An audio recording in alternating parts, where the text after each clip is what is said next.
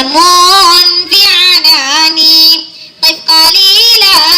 لركوبي ثم سر بي في أماني إنني اليوم صغير وغدا تعرف شاني ستراني بسلاحي فارس الحرب العواني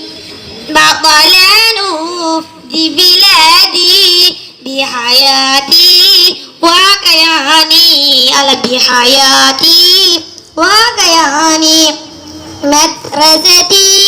مدرستي آتيتك صغيرا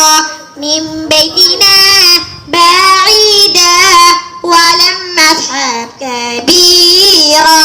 أنت أبي وأمي بعطفك جديرا تجعلني إنسانا عزيزا مستنيرا قمت مع أصحابي برحلتي مسرورا.